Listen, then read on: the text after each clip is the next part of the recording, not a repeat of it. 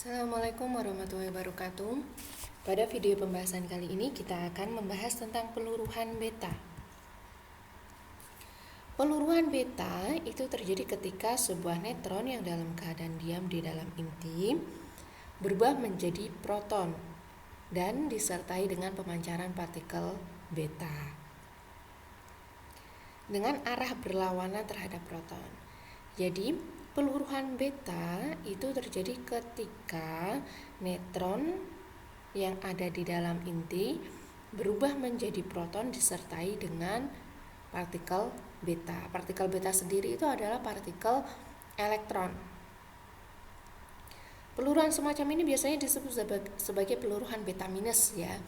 Jadi nanti ada beta minus itu ketika yang dipancarkan elektron, kemudian nanti ada beta plus ketika yang dipancarkan itu adalah positron. Atau skema intinya X AZN menjadi X aksen AZ plus 1 N-1 plus beta minus. Kenapa di sini Z plus 1 dan N-1? Karena neutron berkurang satu berubah menjadi proton sehingga protonnya plus 1. Di sini kan kalau kita lihat kelestarian nomor massa A masih tetap A ya. Kemudian Z plus 1 N-1 plus beta minus. Nah, kita lanjut ke analisa peluruhan beta. Sebelum kita lanjut ke analisa peluruhan beta ini sebenarnya menjadi landasan atau penguat dari model inti proton elektron. Pada pertemuan sebelumnya kita sudah pernah membahas tentang struktur inti ya. Ada beberapa model tentang struktur inti. Awalnya model inti itu proton-proton. Kemudian ada yang model proton elektron. Kemudian yang saat ini kita pakai itu adalah proton neutron.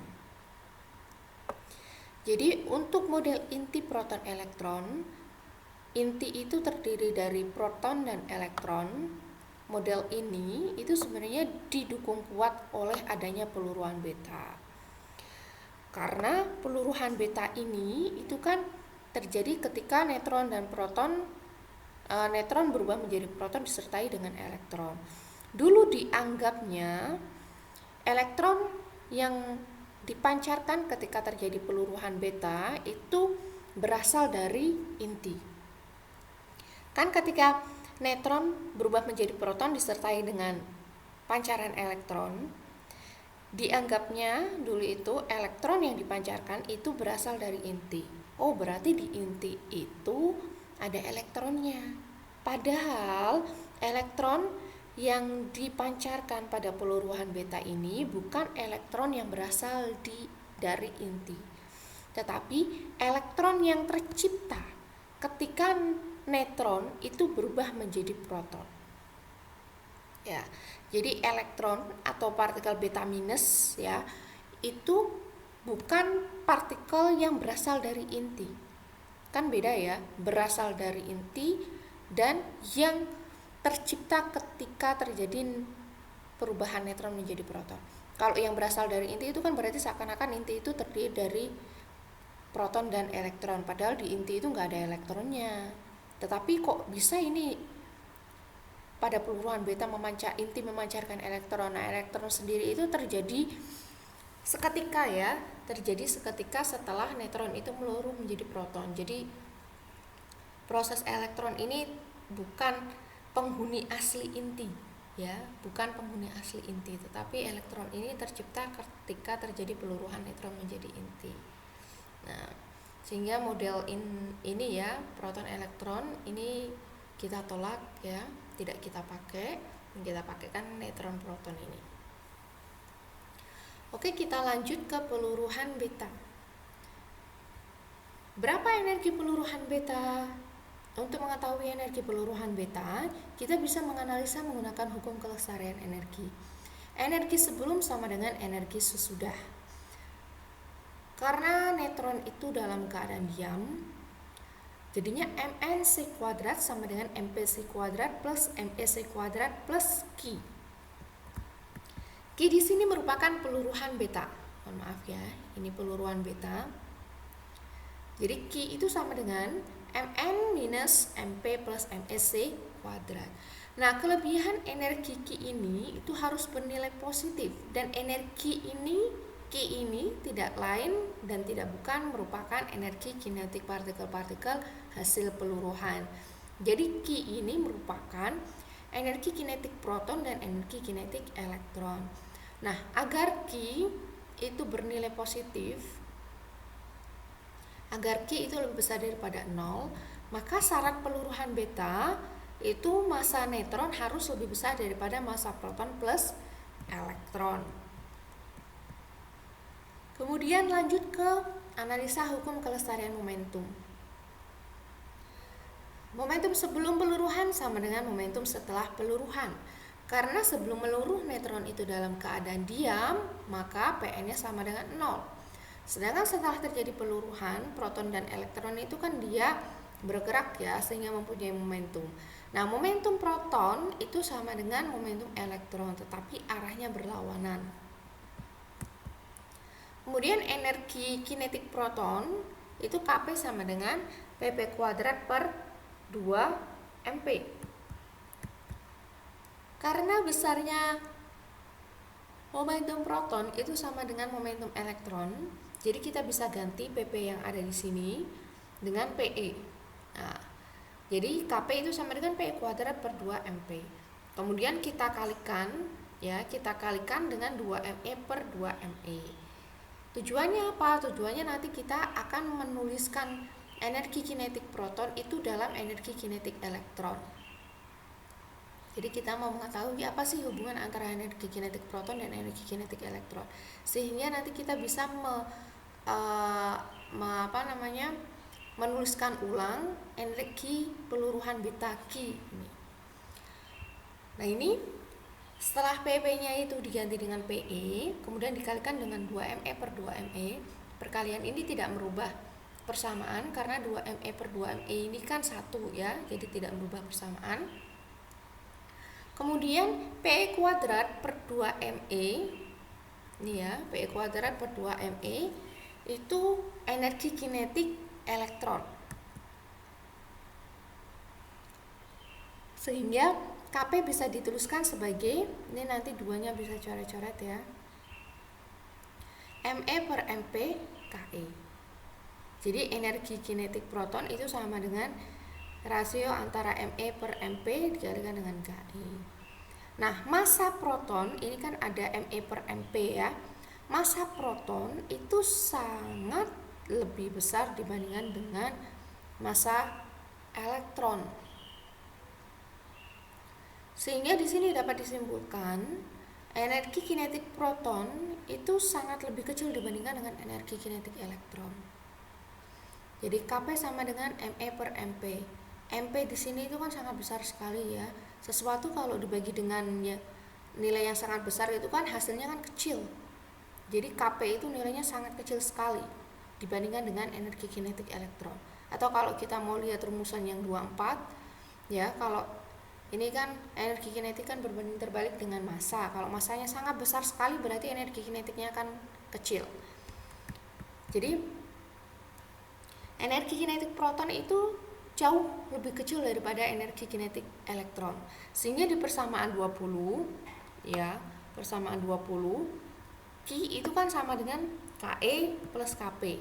Tapi karena Kp-nya itu sangat kecil sekali sehingga Q itu sama dengan Ke. Atau kita bisa tahu kalau ditanya berapa energi kinetik elektron, maka Ke sama dengan Q yang sama dengan Mn minus Mp plus MEC kuadrat. Nah, dengan menggunakan jumlahan massa Mp plus Me adalah massa atom hidrogen, maka kita bisa tuliskan ulang Ke itu sama dengan Mn minus M hidrogen 11 C kuadrat. Jadi Mp plus Me ini kan hidrogen ya, massa atom hidrogen 11.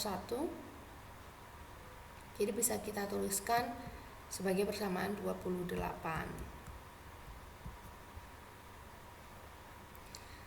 Nah, selanjutnya ternyata peluruhan beta itu masih ada beberapa permasalahan. Permasalahannya apa? Permasalahannya yang pertama, ternyata peluruhan beta itu melanggar hukum kelestarian energi dan momentum. Loh, kok bisa? Padahal tadi kita sudah menganalisa hukum kelestarian energi dan momentumnya.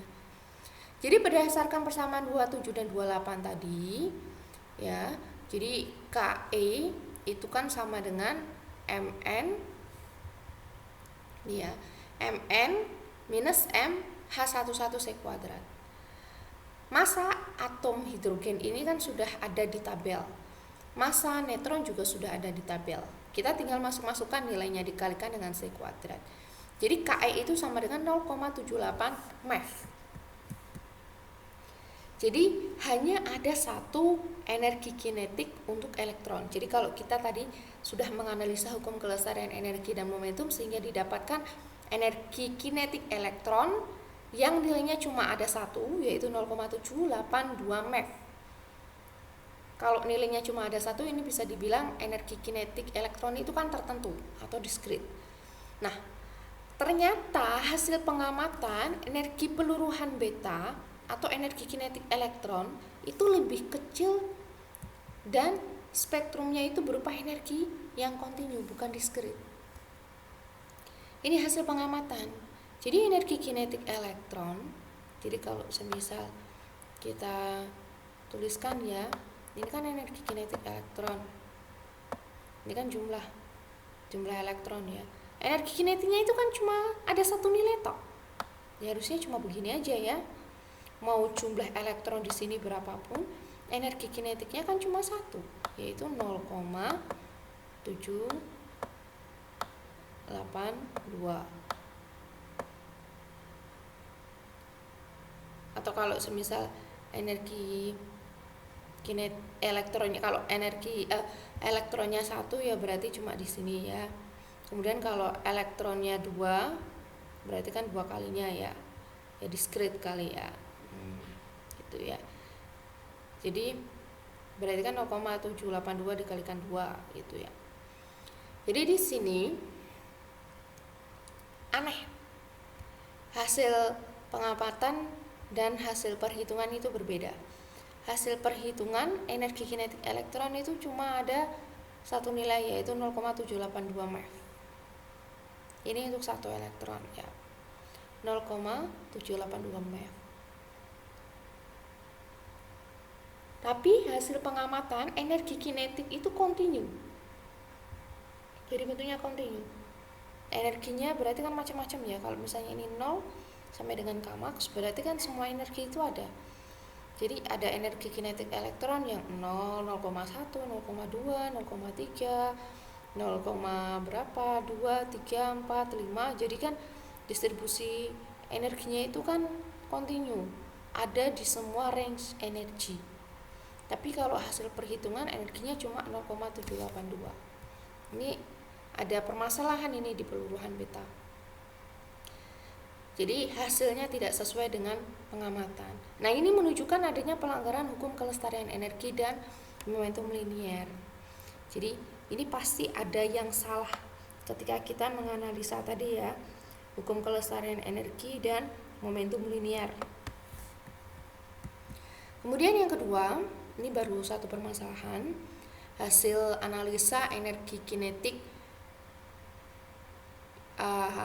berbeda dengan hasil pengamatan. Kemudian yang kedua, itu melanggar hukum kelestarian momentum sudut. Jadi gambar 5 ini menunjukkan jejak partikel hasil peluruhan beta dari helium 62 yang meluru menjadi lithium 63 plus elektron. Tadi kan rumusnya kan X A Z N itu menjadi X aksen A Z plus 1 N min 1. Jadi di sini Li 63 plus E minus. Nah, ini hasil peluruhan beta. Lithium itu ke arah sini ya. Lithium ke arah sini, sedangkan elektronnya itu ke arah sini. Ini kan Kalau tadi kita melihat harusnya ya, kalau litiumnya ke arah sini, ya harusnya elektronnya itu kan ke arah sana. Harusnya ya. Kalau misalnya kita tinjau momentum linier ya, momentum linier itu kan tadi PKP, PP dan PE itu ya. PP dan PE. PP itu sama dengan PE. Tapi arahnya berlawanan. Jadi harusnya kalau litiumnya ke arah sini, maka elektronnya ya harusnya ke arah sana. Nah, ini kan arahnya berlawanan. Atau kalau misalnya elektronnya ke arah sini, ya seharusnya litiumnya ke arah sana. Tapi kenyataannya tidak kan? Kenyataannya litium ke arah sini, elektron ke arah sini. Berarti ini ada yang aneh ini. Jadi ini ya, harusnya begini kemungkinannya. Ini harusnya momentum linier bukan momentum sudut. Jadi harusnya kemungkinannya kalau enggak kemungkinan 1, kemungkinan 2. Nah ini. Kemudian yang ketiga, melanggar hukum kelestarian momentum sudut. Oke, tadi sudah melanggar hukum kelestarian energi, hukum kelestarian momentum linier, hukum kelestarian momentum sudut. Nah, sekarang kita tinjau yang momentum sudut. Jadi, kita tinjau yang helium 62, litium 63. Triknya begini, jika A-nya ganjil itu berarti kan dia spinnya tengahan. Kalau A-nya genap berarti spinnya bulat. Nah, spin elektron itu kan tengahan. A ini kan menunjukkan nomor massa ya. Nomor massa ini kan menunjukkan jumlah nukleon. Proton, neutron ini kan mereka termasuk spin tengahan. Jadi kalau jumlahnya ganjil berarti kan nanti kan dapatnya spinnya kan tengahan. Tapi kalau jumlahnya itu genap berarti kan ya tengahan. Kalau misalnya jumlahnya genap berarti kan nanti jadinya spin bulat. Nah ini triknya saja ya agar lebih mudah. Jadi helium 62. Ini kan A-nya genap. A-nya genap ya 6. Kemudian litium A-nya genap 6 plus elektron. Elektron itu kan tengahan. Jadi ini spinnya helium itu bulat, litium itu bulat, elektron itu tengahan. Jadi ruas kiri tidak sama dengan ruas kanan. Kan kalau misalnya spin bulat ditambah dengan tengahan itu pastilah hasilnya tengahan.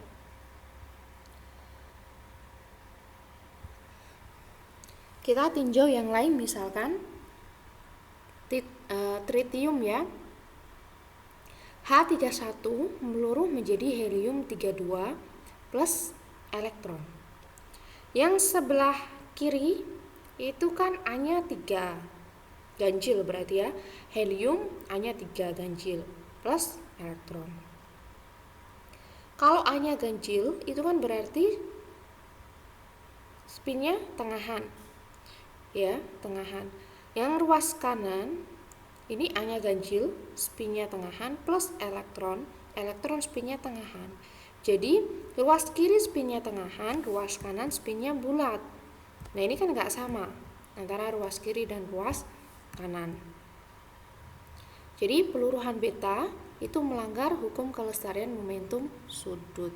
Ada 3 hukum yang dilanggar tadi ya, energi, momentum linier, dan momentum sudut. Nah ini gimana ini?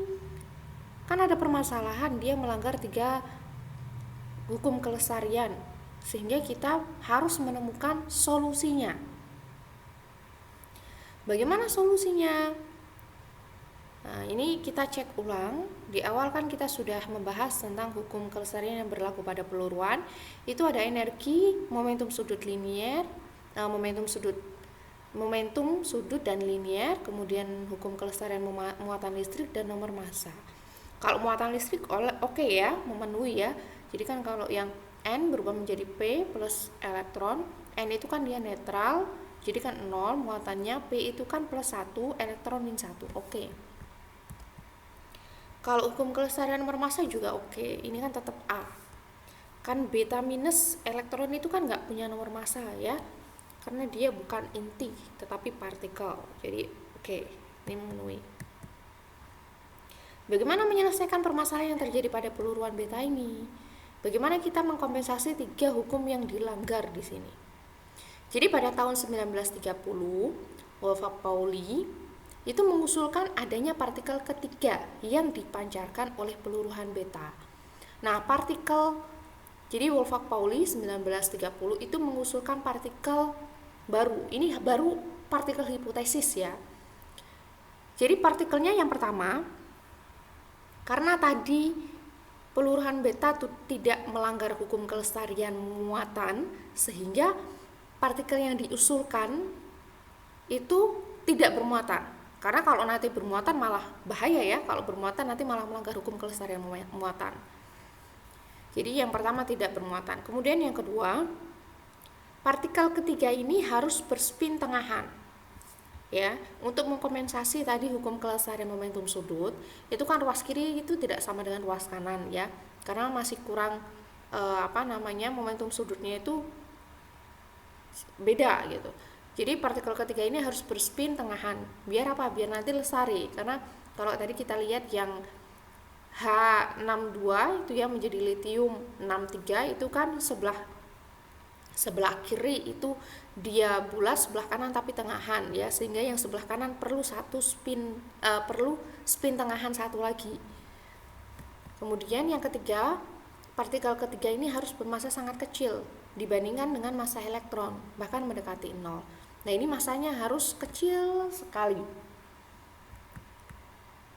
Nah, partikel hipotesis ini disebut sebagai neutrino. Jadi ini pertama kali mungkin Anda sudah pernah mendengar istilah neutrino atau baru pertama kali mendengar neutrino. Jadi partikel itu nggak cuma elektron sama proton aja ya. Jadi ada yang namanya partikel neutrino. Mungkin awalnya 1930 Pauli ini cuma neutrino ini berupa partikel hipotesis saja. Tetapi semakin kesini ternyata memang neutrino itu ada. Jadi skema peluruhan beta yang baru, ingat-ingat ya, peluruhan beta yang baru itu yang persamaan 33 atau 34, bukan yang persamaan pertama tadi. Karena yang persamaan pertama tadi itu skema peluruhan beta yang melanggar 3 hukum kelestarian. Jadi skema peluruhan beta itu neutron berubah menjadi proton plus elektron disertai dengan anti neutrino. Jadi kalau kayak gini itu anti neutrino. Kemudian kalau kita tuliskan dalam nomor massanya, nomor atom A, X, A, Z, N itu berubah menjadi X aksen A, Z plus 1, N minus 1 plus beta minus plus anti neutrino. Ini adalah skema peluruhan beta yang baru. Jadi peluruhan beta itu hasil peluruhan beta itu ada proton, elektron, dan antineutrino atau X aksen, beta minus, dan antineutrino. Nah, sekarang kita analisa ulang. Apakah benar skema peluruhan beta yang baru ini tidak melanggar 3 hukum? Ya, jadi kita analisa yang Q-nya. Berarti kan Q-nya sudah berubah ya. Ya, hukum kelestarian energi sebelum sama dengan energi sesudah. Mn C kuadrat. Neutrino dia punya massa sehingga dia punya energi diam. Proton dia punya massa sehingga punya energi diam.